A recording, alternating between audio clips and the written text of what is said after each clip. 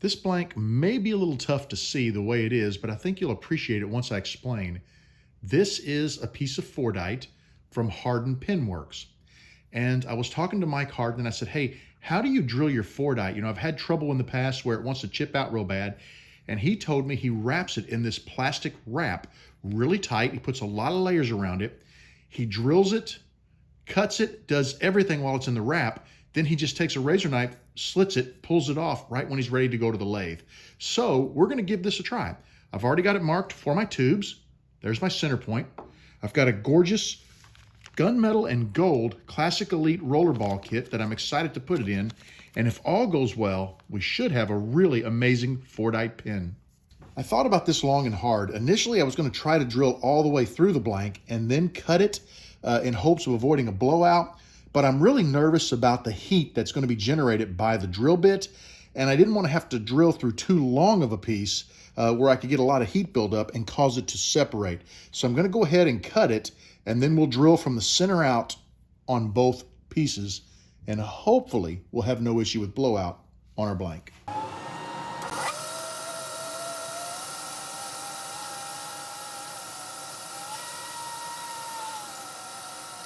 I found the center on both of my blanks, and normally I use a punch and you press it into the blank until the punch snaps. There's a spring in there and it makes a nice hard dimple.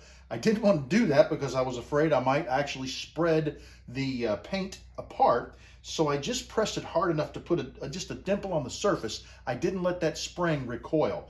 I've got one of the blanks chucked up, got a 10mm bit in my drill press, and we're going to take our time testing often for heat, and we'll stop multiple times if we need to, but we're just going to baby this bit through both of these blanks. I'm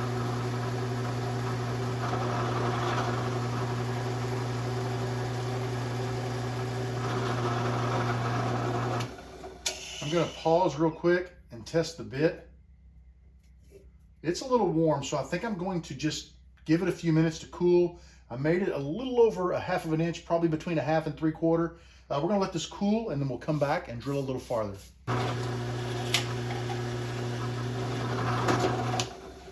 We made it through the bottom of our blank. I'm a little nervous because I heard kind of a crack sound. I hope we don't have any issue. Let me clean the inside. And it really looks pretty good. I mean, it broke through the end of the blank, but there's no tear out, so I'm happy about that.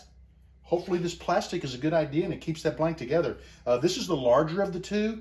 Let me get the shorter blank and we'll drill through it.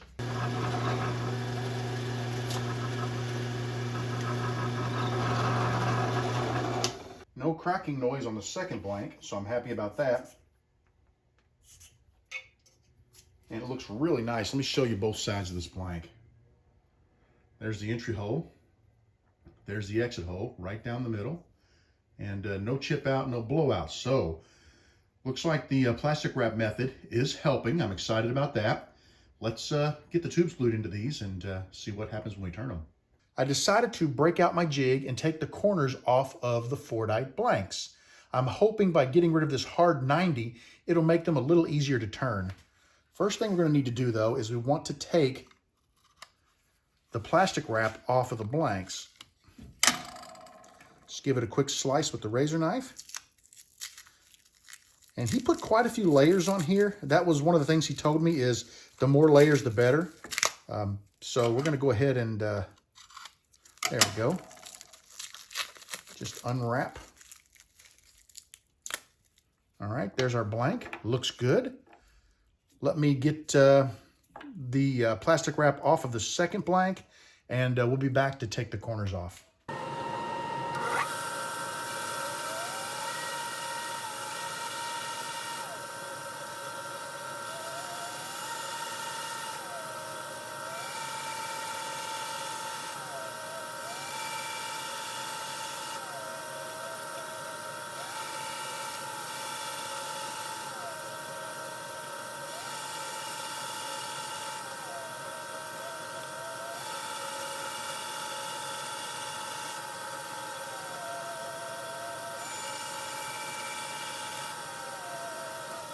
I've got my Fordite blank chucked up. I'm not going to lie, this is probably the most intimidating turning that I've attempted in quite a while.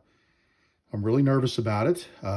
It's going to be a slow turn because I plan to take extremely slow cuts, stop off and to inspect the blank, and just adjust my process as I see the results. So bear with me, and I probably won't show all the turning on the video because it'll probably bore you to death, but I'll try to show as much as possible.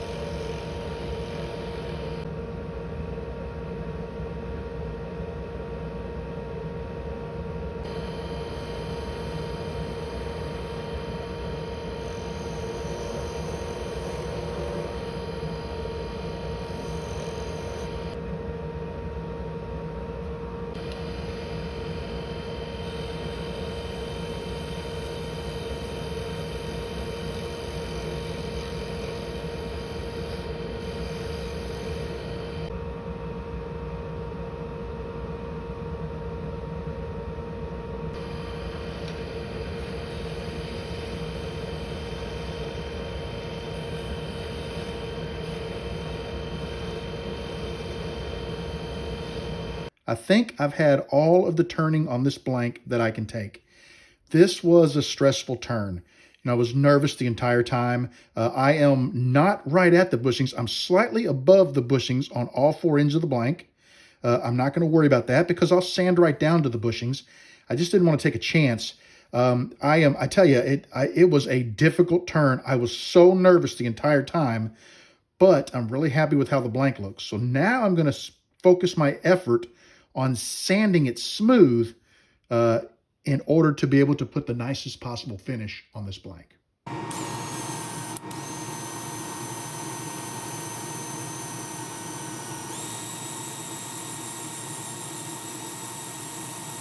I finished my sanding.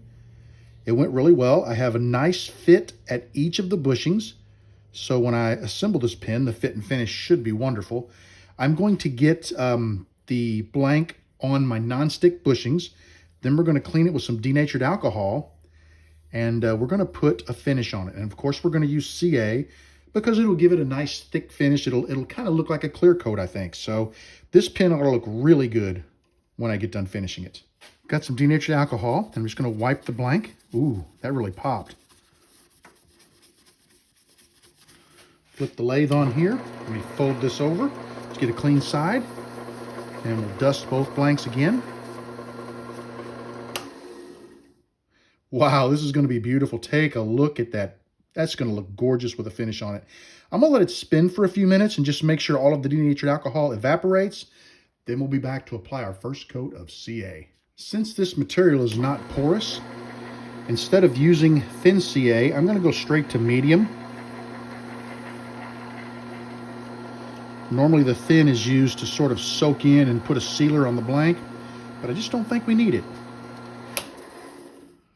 Oh wow, this is going to be beautiful. I've got 5 coats of medium CA on the blank. It's looking pretty good. I'm going to get the non-stick bushings removed. We're going to square the ends back up to get rid of that little fingernail of CA on each end of the blank, and then we're going to get it back on the turning bushings to micromesh. The blanks have CA fingernails on both ends, so I'm going to run them through the disc sander and just square them up.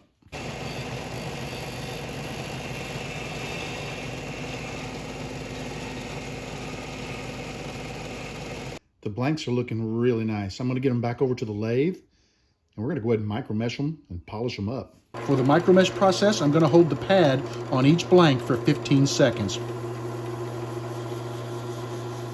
I just finished the micromesh. We've got a beautiful shine on the blank. Now I'm going to put a little bit of Renaissance wax on it. And in a second, we'll get it over to the buffing wheels and buff it up.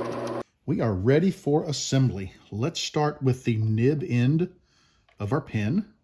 I'm going to move the bushing around to the back, and then I'm going to take the nib and I'm going to thread it into the coupler, because we're going to use the nib to press that coupler into the front section of our pin.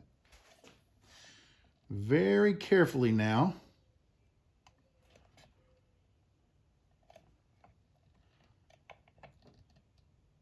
Ooh, perfect. Okay, now we're going to take the cap for our pin body, and we're going to press that into or screw it into the back coupler, and we're going to use that to press that coupler into the back half of the body. Okay, perfect. Wow, look at the body of the pin. Is that incredible or what? Let's go ahead. We're going to remove the nib, and I'm going to put the spring into the body. Let's pull the cap off of the ink refill. Drop that into the body. Put our cap back on.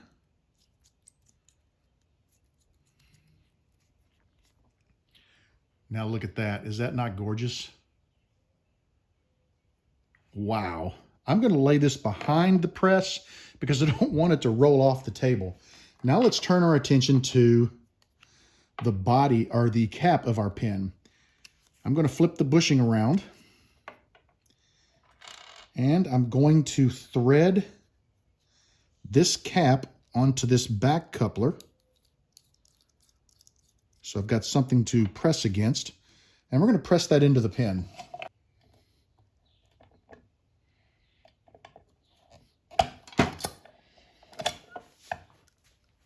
Okay. Now we're going to take this cap off. I'm going to drop this beauty ring on, and I think we'll turn it this way. There's a little bit of a cutout on that beauty ring, and that's for the clip to set in. And then we'll thread the cap back on.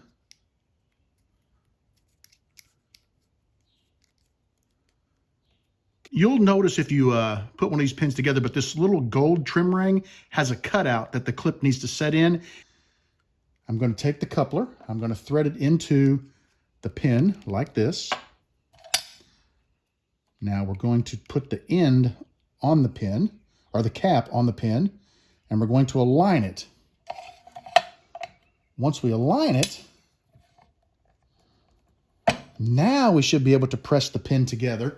And while it's closed, it will have the proper alignment. Yep, I'm glad I looked because I want blue with blue.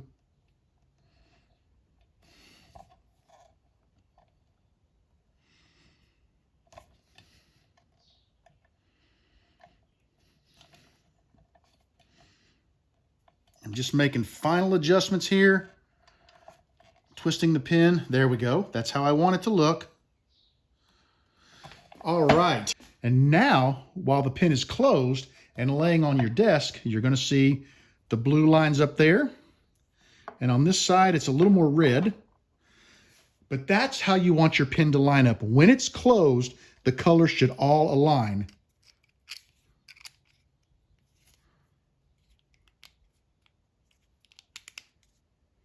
Perfect. Even when the cap is on now, I've got pretty good alignment. I'm really enjoying this pin. This is gorgeous. We've got triple start, so when you put the pin together, if it doesn't line up properly, back it off till it clicks. There we go. Actually, that's quadruple start, but there you go. Gorgeous pin. This was truly a challenging pin to turn. I love it. I'm absolutely just blown away by the pin, but wow, I was sweating bullets while I was turning it. Absolutely gorgeous. This pin is a quadruple start, so if it doesn't line up the first time you put it together, you back it off, let it click once, and then roll it forward, and you'll eventually hit the perfect alignment. Like I said, I was sweating bullets making this one, but I couldn't be happier with how it turned out. I would really love to thank all of you for joining me in the shop today. I want you to know that you are always welcome in my shop. You come back and see me again real soon, and have a great evening.